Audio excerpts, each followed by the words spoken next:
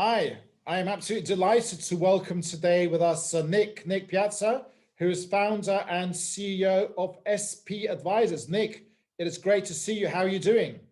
Good, good. Good morning, Andy. How are you? Good.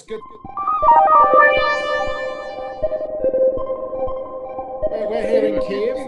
You're on the other side of the Atlantic. How have you been coping for the last 240 odd days? Yeah, well, I was just telling my wife the other day, as a guy that usually gets on a plane at least once or twice a month, it's been really weird to kind of be positioned in one place. I mean, I think for us, the COVID experience kind of showed that it's better to be lucky than to be smart. If you remember, kind of things kicked off in March, and that's kind of when we have our annual meeting, and we have kind of a retreat, an offsite in Florida. So we were in Florida, and we were in the process of moving offices. So we'd already said, look, hey, we're going to go to Florida for a couple weeks. Why don't we move out of our office and we'll work from home? And then when we get back, we'll get moved into the new office and everything. And while we were in Florida, that's when everything got shut down. So we were already positioned to work from home.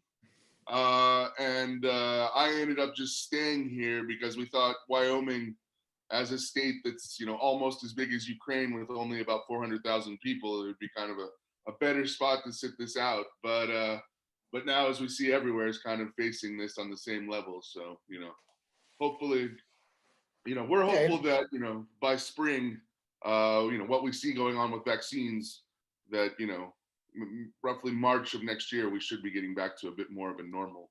Yeah.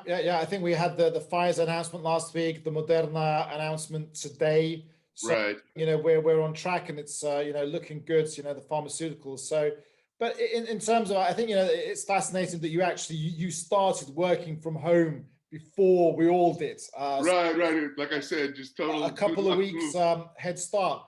But I mean, how have you found that? What effects it had on the business? I actually think we're more efficient. I love our Ukrainian clients, but they tend to be face-to-face meeting guys.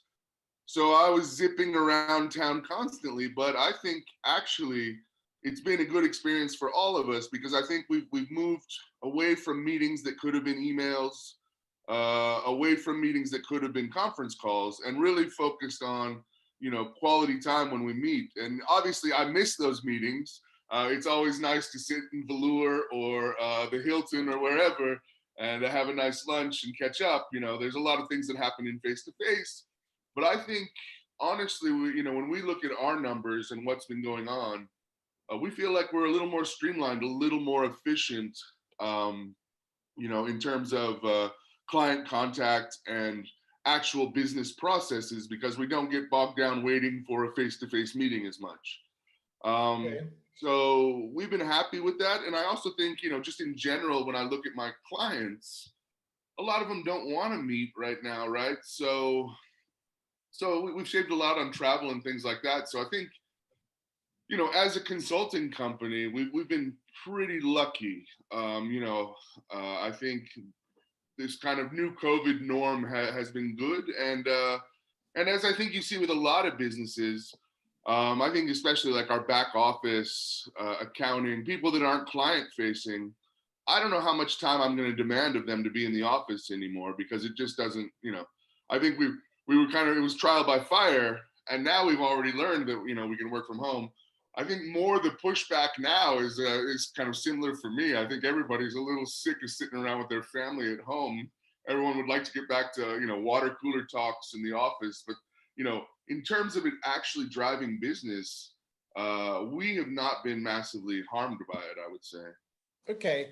Well, just for our viewers to say, I mean, in terms of the services you provide, just I know it's helping sort of businesses set up and operate in the US, but just give us a brief overview of what is it the services that you're offering. Sure. So we have our consulting business, and we also have what we're calling kind of our America business. So the American business is we're basically a business administrator. We have a licensed company that administers business services. So we can set up LLCs, trusts, foundations, funds, And we've basically, what we see is a lot of people moving away from kind of classic offshores and kind of questionable banking districts and looking for quality. And as it turns out, the U.S. is probably one of the strongest banking markets. So we've had quite a run over the course of this year of new clients. I think we've almost doubled in size as people look, and again, we're not calling ourselves an offshore. We're saying, look, this is an alternative, right? The world is changing. You're probably going to have to pay some tax somewhere. But if you're going to choose a jurisdiction to kind of hold your assets, we feel that the U.S. is one of the safest. So we've been working on that. Plus, that business has kind of led to a number of other smaller projects for our consulting business. A lot of people that are looking for investments in the U.S. or to expand their business into the U.S., sell product in the U.S. So we've been doing a lot more of that lately. But we still do our kind of classic investment banking as well. It's obviously not as active in this period of COVID, but we are working on an OPIC project to help attract financing to Ukraine. We're working on a couple of mergers, so we're still doing our kind of classic stuff. But that's generally us in a nutshell. Cool. I think it's just, the agility and being able to adapt. I think that's just so important. So there's this series of videos is called leadership in times of crisis. I mean, what is leadership in times of crisis? Yeah, I mean, I think I've been lucky as kind of a businessman. Well, I guess depends on how you see it, but I went through the war in Georgia. I think we all probably went through the revolution in Ukraine. So, I think a lot of us in this market, more than one. Right. A lot of us in this market understand that every 3 to 5 years, there's going to be some kind of turnover, some kind of upheaval, some kind of big change. And those that can move quickly and adapt to it generally do better than the others. And we've had to change our business model probably 3 or 4 times since I started working here. So I think, this came and we were like, well, what's the market going to need from us? And that's what we're always looking for, right? And we're a smaller team, and we don't have a factory where we're making something. It's a consulting business. So we're very lucky in that sense. But we generally tend to drive our services towards what our clients need. And one of the things that's really grown, like I said, is kind of this work in America. America probably 5 years ago was not a very kind of Ukrainian active place.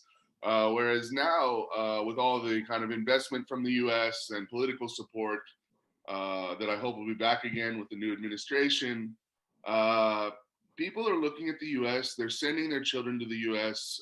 We have a crop of Ukrainian business owners that's probably in that age group where their kids are going to college, where they're thinking about retirement, how to structure their business for the long term.